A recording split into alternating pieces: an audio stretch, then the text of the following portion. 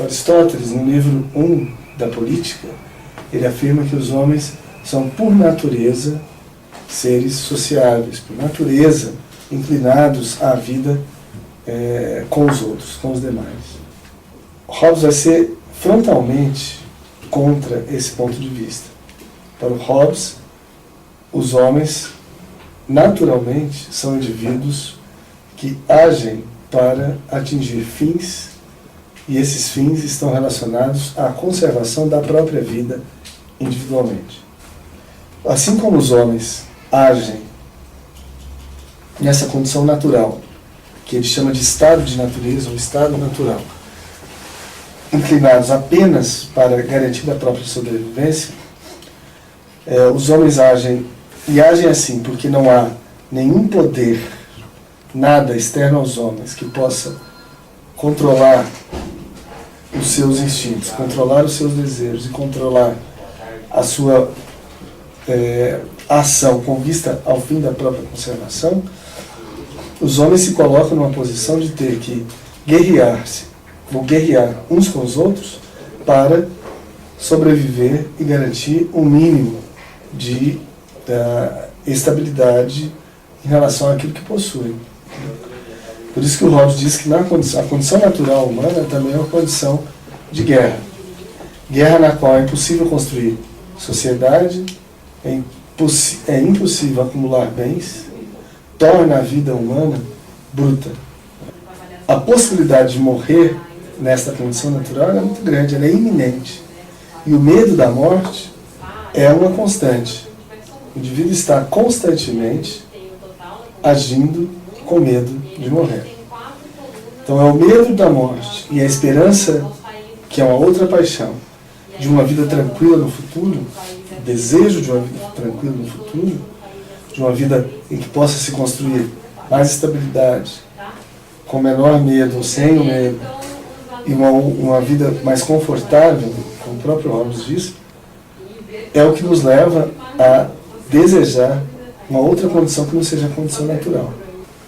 Ora, então Hobbes vai pensar o seguinte: é preciso considerar o fato de que os homens transigem, eles passam da condição natural para o Estado, e a justificativa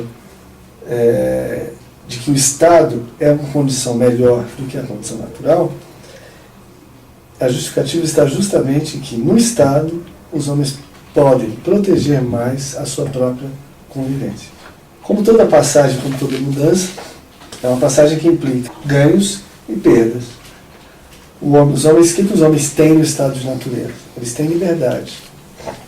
E o que nós temos que perder quando criamos o Estado? Nós chamamos de Estado Civil. Nós temos que perder algo dessa liberdade, mas nós ganhamos a segurança do Estado sobre a nossa vida. Qual que é a obrigação do Estado? Por isso que se diz, até contemporaneamente, que uma das funções do Estado é justamente garantir a segurança dos indivíduos.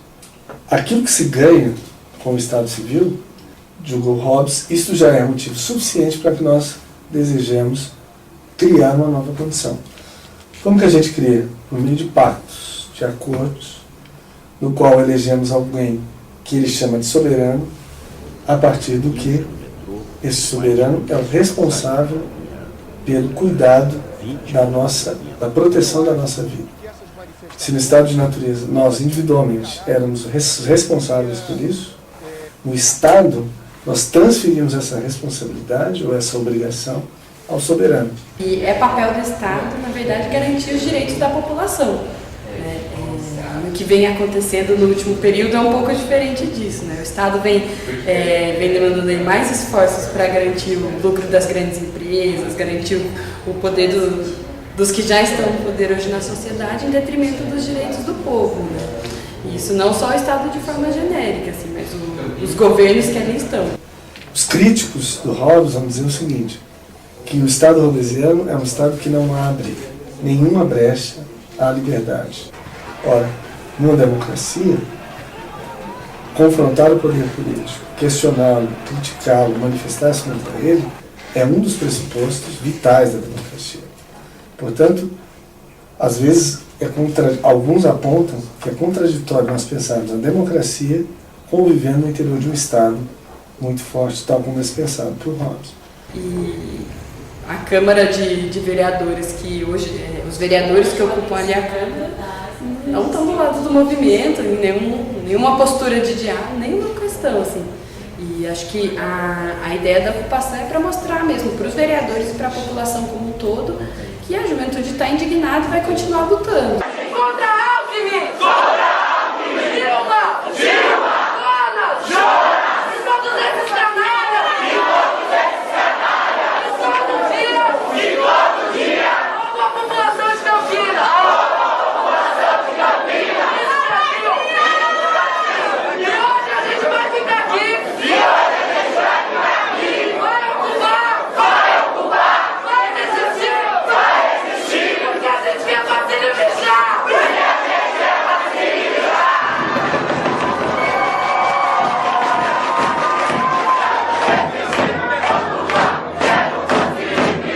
Eu estou há 20 anos nessa casa e eu nunca vi acontecer o que está acontecendo. Isso é falta de administração da casa. A bancada é ocupada disso. Os diretores que eu elegi. Os diretores que eu elegi. Eu avisei você. Como acalmar? Eles tomaram a nossa casa. Doutor, estamos Eles providenciando acalmam. o policiamento. Como? Agora é hora, rapaz. Ora, para o Hobbes, qualquer contestação à supremacia do soberano e à condição do soberano de supremo é uma contestação que atenta contra os interesses dos demais indivíduos. Por isso, para o Hobbes, o Estado tem que, de qualquer maneira, impedir que os indivíduos se voltem contra ele. O Estado tem que, de fato, manter a sua supremacia. Vou te pegar, seu filho da puta!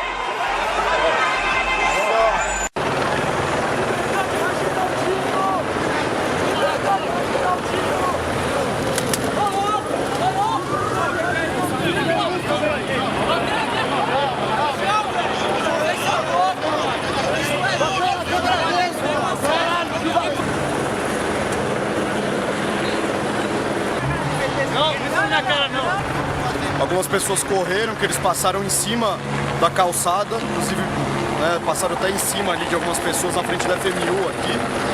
E um rapaz foi detido, sem fazer nada, correndo. Deu cacetada na câmera.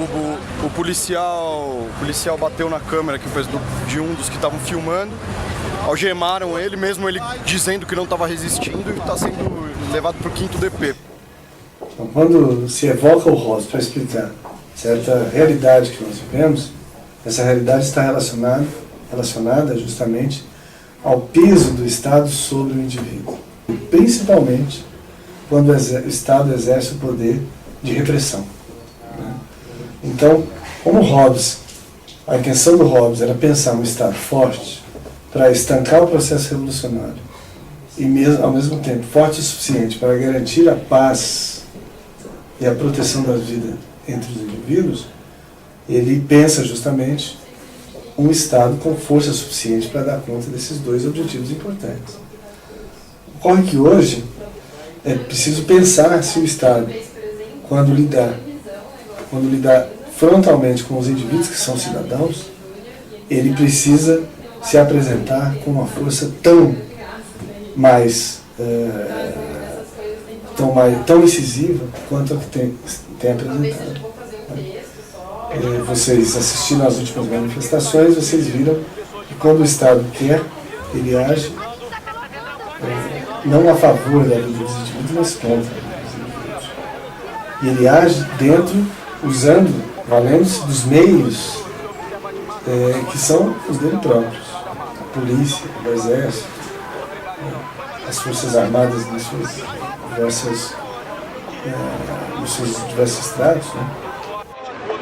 Já deu hora de retirar a máscara. Mas tá, tudo bem. As pessoas não podem usar máscara. Vocês não vão tirar a As máscara? pessoas não podem usar máscara. Esse é o seu argumento contra a gente? Você conversa ou você só fala? Você ouve. Você ouve. Eu estou aqui Você ouve. Estado. Você ouve. Então, o Estado Já não tiraram a pode máscara. me Tira o dedo da falar minha cara. comigo. O Tira o Estado dedo da minha cara. Tira Tira o dedo da minha o cara. Estado não pode falar comigo.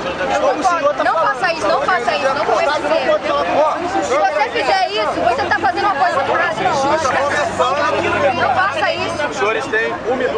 Tem uma de máscara na frente. Fascista apoia você no Fascista, capaz de imperialista! Polícia fascista, capaz de imperialista! Polícia fascista! Música pura, realiza a prisão de líder.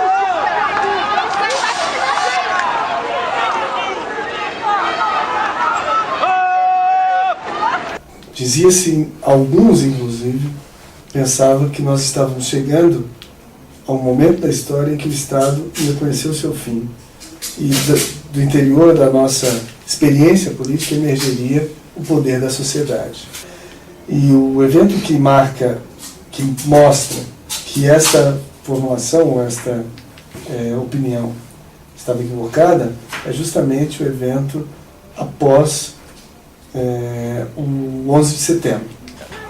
Após o 11 de setembro, a queda das Torres Gêmeas, os Estados Unidos criam aquilo que ficou conhecido como Patriot Act. Que é isso, o ato patriota? O ato patriota é o ato em que o governo americano torna o Estado norte-americano uma espécie de guardião capaz de, a qualquer momento, e livre para qualquer momento, agir em defesa daquilo que eles definem e entendem ser o interesse dos norte-americanos, a vida dos norte-americanos, reconhecendo que, em alguns momentos, isso pode implicar, inclusive, o ataque e a perda da vida daqueles que se apresentam como inimigos dos norte-americanos. Basta ver, por exemplo, os eventos atuais relacionados à tentativa dos Estados Unidos e do governo norte-americano de vigiar os indivíduos, onde quer que eles estejam, a partir dos seus e-mails, a partir das suas trocas de mensagens eletrônicas. Nós vemos agora até onde chega o interesse, que é um desdobramento daquilo que foi o ato patriótico. E até onde é capaz de chegar a força do Estado e a força dos tentáculos do Estado. Quer dizer, a ideia de que a democracia é um mar de rosas e que democracia é só voto, é na verdade uma falsa formulação, uma falsa imagem do que é de fato a democracia. A democracia é a manifestação de interesse em praça pública.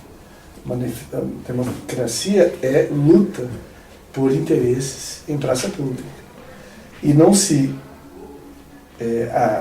atingem, não se realizam interesses, a não ser por lutas. Por quê?